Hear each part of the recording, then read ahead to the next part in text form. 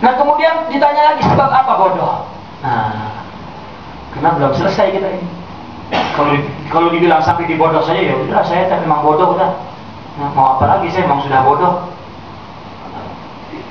Selesaikan dulu bodohnya. Kenapa bodoh? Sebabnya bodoh adalah karena sifat-sifat buruk menguasai dirinya. Itu sifat sombong, sifat dengki, sifat hasad, sifat bukhul, sifat ujub, sifat ghibah, namimah. Semua sifat zulmaniyah, zamimah istilah ala al-qalb, menguasai diri kita. Istilah as-sifat az-zulmaniyah itu sebabnya bodoh. Orang yang mengajinya sampai PhD pun, kalau sifat-sifat itu menguasai dirinya maka jadi bodoh. Banyak orang yang tahu api itu panas, tapi yang banyak menyentuhnya. Tahu kan maksiat itu nggak boleh, tapi kenapa melakukan? Jika bincang tentang maksiat, dosa, ayat Quran, wah, luar biasa, tapi melakukan. Maka konsep orang dalam tauhid, dalam tasawuf, orang yang alim itu adalah orang yang tidak ridho kepada nafsunya. Orang yang jahil adalah orang yang ridho kepada nafsunya meskipun berilmu.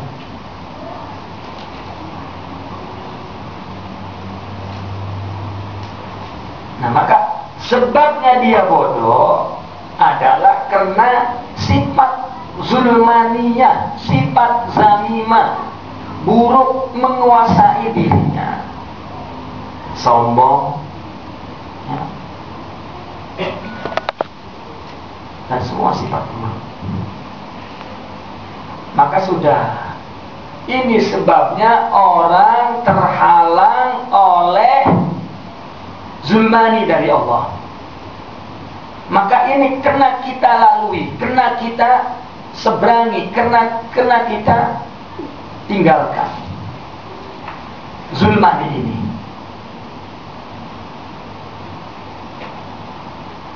Nah sekarang kita berbicara bagaimana cara untuk menghilangkan zulmani,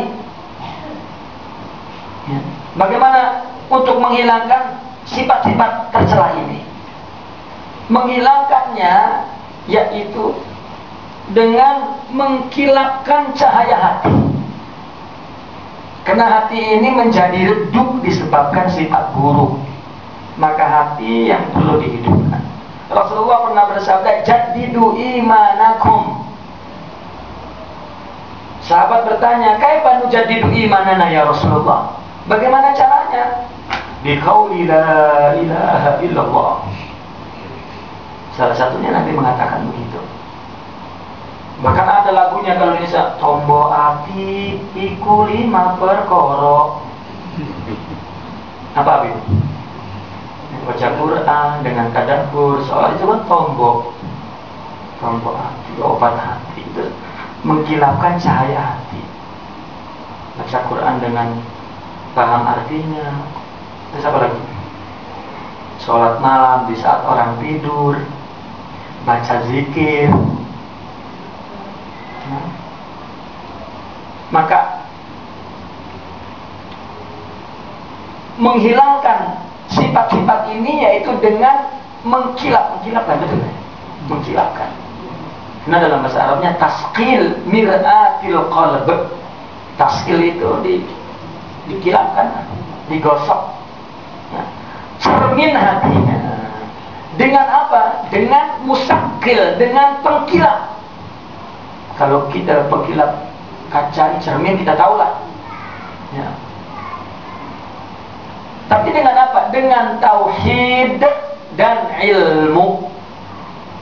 Ya. Dengan tauhid dan ilmu, itu pengkilapnya. Dan banyak lagi, tauhid, ilmu, dan amal, dan mujahadah. Ya, apabila amal, udahlah semua amal. Zikir ya amal, mujahadah amal.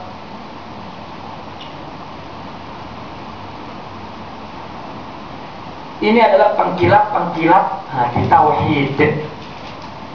Tauhid adalah memperbaiki jalan agar tidak bengkok-bengkok kan? Bengkok, agar tidak bengkok-bengkok, agar jalannya lurus. Ihdinas siratal mustaqim. Itu tauhid adalah jalan lurus.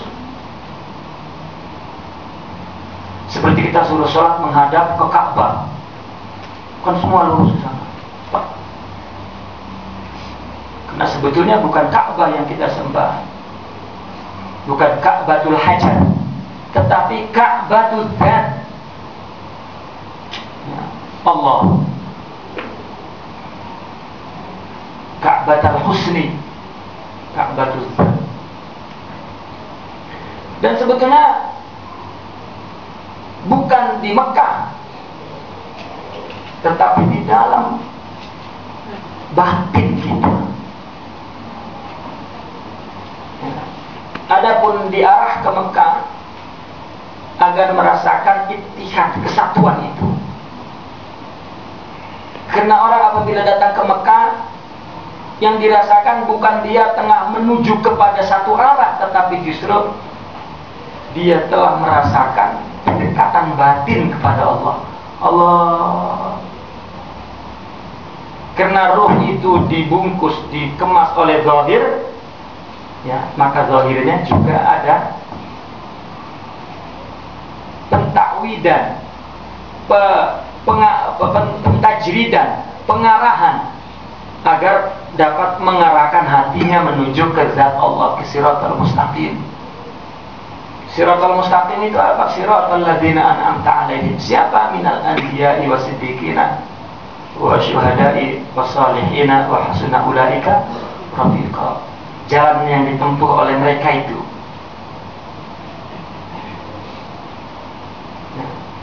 Ini musakil namanya tauhid.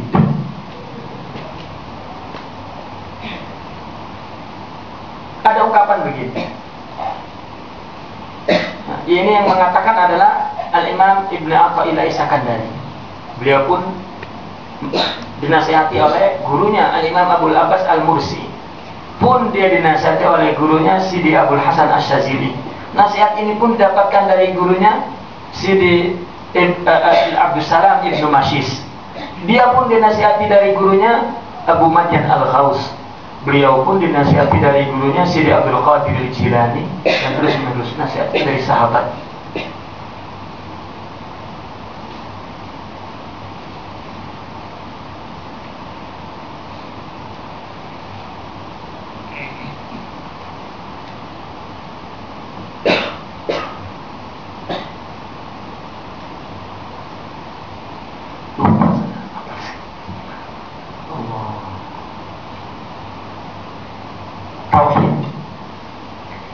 Apa nasihatnya?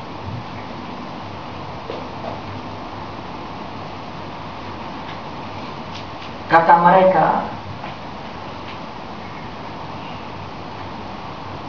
memandang baik orang lain dan tidak melihat keburukannya itu salah satu tanda kesempurnaan tauhid. Melihat kebaikannya saja, tidak terpikirkan pun keburukan orang lain, ini tanda kesempurnaan tauhid. Tapi orang banyak hidup pening dengan keburukan orang lain. Kita diciptakan tidak untuk memikirkan orang lain, meskipun itu suami. Ngapain mikirin suami, capek. Mikirin istri juga untuk apa dipikirin? Emang istri anak saudara kita, tak istri orang lain. Nggak ada hubungan saudara pun. Ya. Yang kita pikirkan adalah kewajiban kita kepada mereka. Karena memang kita diciptakan untuk ibadah. Kewajiban kita sebagai istri, sebagai suami, sebagai orang tua, sebagai anak, sebagai jiran, itu aja yang dipikirkan. Tapi orang banyak memikirkan keburukan orang lain. Kenapa dia berbuat buruk ya? Tak paham saya. Tanda bahwa dia tidak sempurna tauhidnya atau sakit jiwa.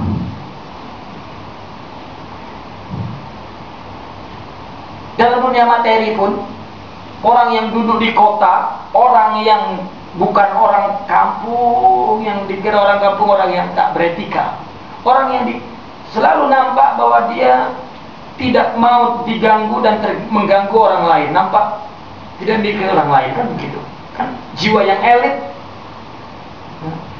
memang tidak pernah di kepalanya itu ada orang lain. Bahkan yang lebih buruk, ada orang yang memikirkan dirinya bahwa dirinya hebat. Sampai-sampai dia kata, saya heran kenapa saya macam ini ya. Saya tak paham. Kalau tak paham sudahlah. Dia pun tak paham, cuma orang lain mau diajak memikirkan dirinya. Itu sakit jiwanya sudah luar biasa. Ini harus diobati dengan tauhid. Banyak orang. Bahkan memaksa orang lain untuk heran kepada dia. Ya tak heran lah. Tak ada orang yang macam saya ini. Minta nyari pun kemana-mana susah. Tololnya bukan main orang itu. Itu tauhid. Yang kurang itu tauhid. Dia nggak kurang apa, mungkin hartanya banyak, istrinya 4 mungkin, tapi tauhidnya yang kurang.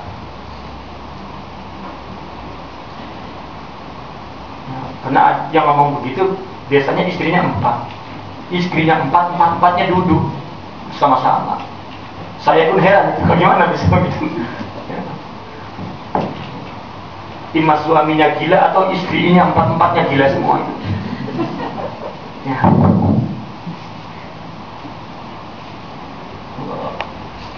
Saya bukan ingin punya istri yang tidak gila, yang kira-kira kalau saya nikah lagi dia marah. Itu yang saya cari. Kalau nggak marah, wah ini bahaya, gila, rusak dah akal.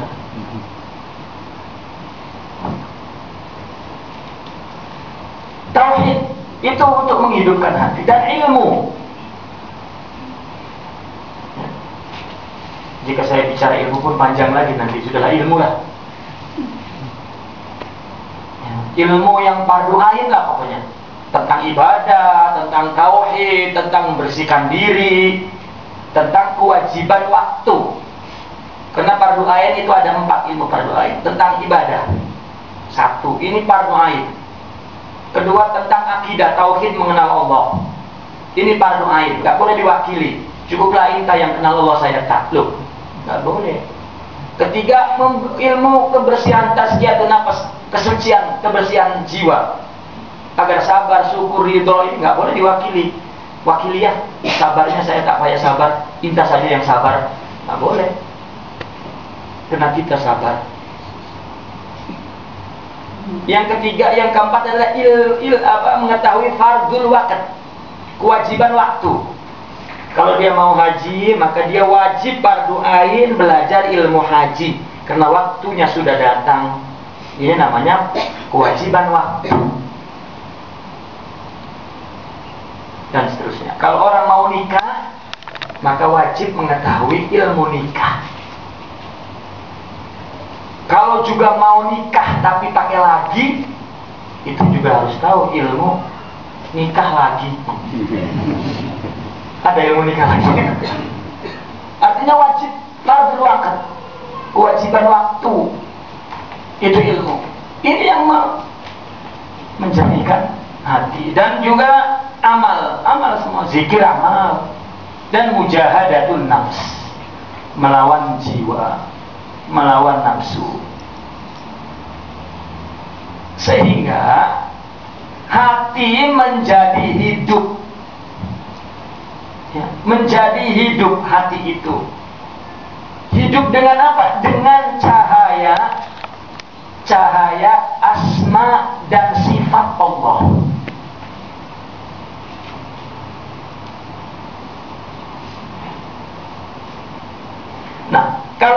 sudah hidup dengan cahaya sifat dan asma Allah itu, maka baru dia ingat negeri asalnya. Nggak lupa tuh. Kan kena udah cahaya nur. Tadi zulmah sudah selesai. Tadi kan kita ada hijab zulmah kan. Apa sebab buta, zulmah, gelap, buta. Kan gelap sama dengan buta. Dengan sebab adalah ghaflah. Ghaflah kenapa? Dengan sebab jahal. Jahal kenapa? Karena banyak sifat buruk. Oke. Oh, inilah penghalang zulmani. Kalau gitu kita hilangkan zulmani ini dengan tauhid, ilmu, amal, mujahadah, nurani, terang hatinya. Maka kita sekarang berada di nurani. Nah, ketika di nurani itu kita baru ingat, tidak lupa lagi. Terang kelihatan, tidak gelap lagi. Maka rindu kepada negeri asalnya. Dan dia ingin kembali ke Allah. Seperti orang yang taubat kan. Ya Allah, rindu.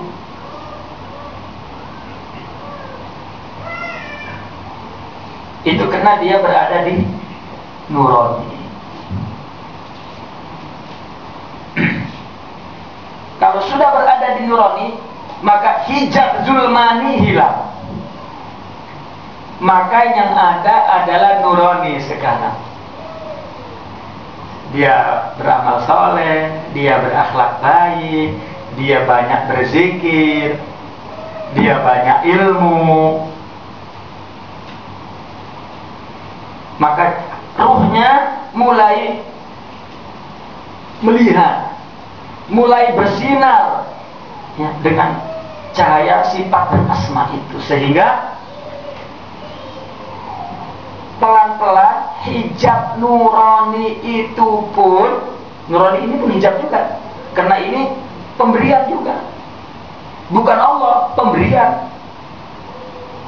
Kalau tidak, maka di sini orang akan teruji lagi. Maka orang mungkin sombong karena banyak ilmunya, sombong karena banyak amalnya, sombong karena banyak zikirnya, sombong karena soleh, karena nurani semua. Maka seorang ingat bahwa dia menyembah Allah, bukan menyembah siapa-siapa. Kalau misalnya seorang kekasih memberi sesuatu kepada orang yang dicintainya, orang yang memberinya berharap bahwa dia menerima dirinya, bukan hanya mengambil pemberiannya. Kecuali anak kecil, anak kita yang kecil, kita terkadang anak kecil kita ingin memeluknya, dia tak mau. Terpaksa kita bagi gula-gula. Maka kita katakan, "Hai, gula-gula." Anak itu mau ambil, nggak boleh, peluk dulu. Akhirnya dia lari dulu. Setelah peluk, tangannya masuk ke poket kita, ambil gula-gula, dia lari.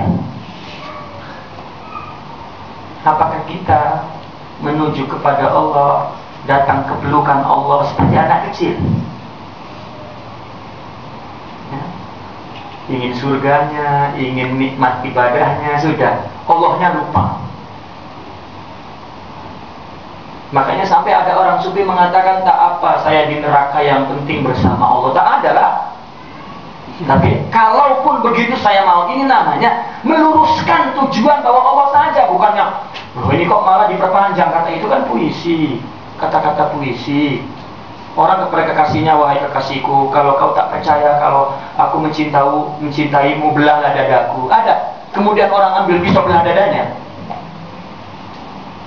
Kan tidak. Malah, oh betapa cintanya. Itulah juga perkataan mereka. Tak mau saya di surga kalau tak bersama engkau ya Allah.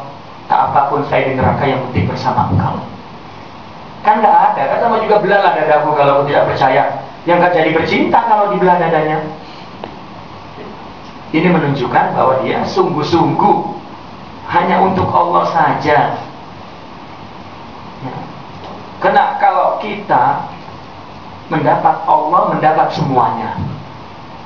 Kalau tidak mendapat Allah, sebetulnya tidak mendapat semuanya.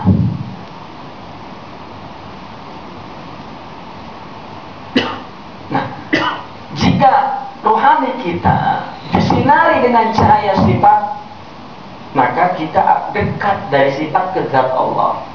Maka pelan-pelan cahaya itu pun, cahaya sifat itu akan hilang dan muncullah cahaya zat. Itulah Ka'bah yang sebenarnya.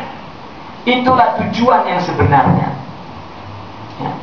Maka kita sudah melalui hijab nurani, julmani dan hijab nurani. Sekarang kita umpamakan matahari. Matahari kan bersinar.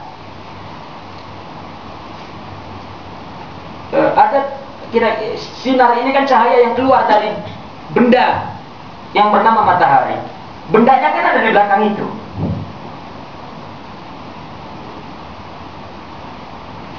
Ya. Maka kita beribadah untuk yang berada di belakang ini semua, yaitu Allah. Seperti ada seorang sufi yang mengatakan bahwa perkataannya ini menjadi kontroversi. Akhirnya orang mengatakan kafir karena dia mengatakan di belakang jubahku Allah. Maksudnya di belakang alam atau manusia Allah, umpama jubah, ya. Artinya baju. Di belakang baju kan pemiliknya. Maka di belakang jubah ini dia umpamakan adalah alam. Alam dan makhluk. Di belakang makhluk ini yang khalik, itu maksudnya. Ya. Kenapa ada orang yang mengkafir-kafirkan perkataan ini? Karena mereka tidak belajar balaghah, tidak pernah bernyanyi, tidak pernah baca qasidah. Semua orang bernyanyi. Masa dalam agama nggak boleh bernyanyi? Sektor atau dunia apa yang tak bernyanyi? Semua orang bernyanyi. Ya. Kita pun bernyanyi, tapi bernyanyi memuji Allah, memuji Rasul. Ya. Indah.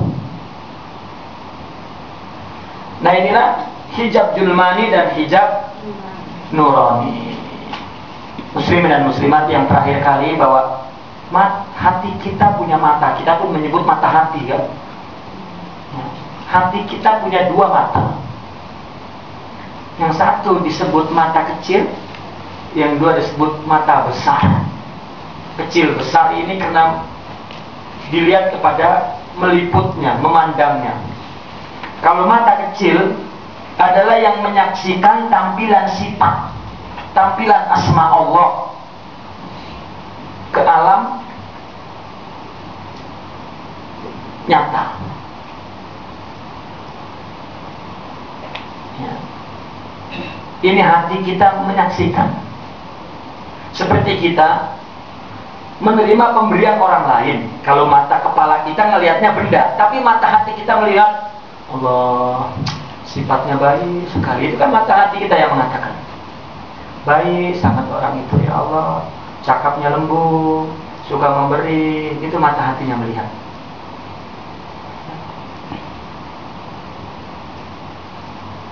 Tapi kalau orang yang benci kan tak. Makin orang yang dibencinya berbuat baik, makin buruk di mana. Matanya buta. Nah, mata hati itu punya dua. Hati itu punya dua mata. Mata kecil, ya, itu melihat apa namanya,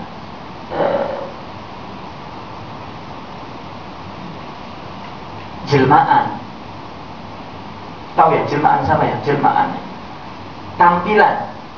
Lebih mana dekat mana, tampilan atau jelmaan? Jelmaan. Karena kalau di bahasa Indonesia tampilan. Tampilan. Gimana? Penampilan. Nah, ya, penampilan. Melihat penampilan, penampilan kan gambar kan? Penampilan sifat Allah.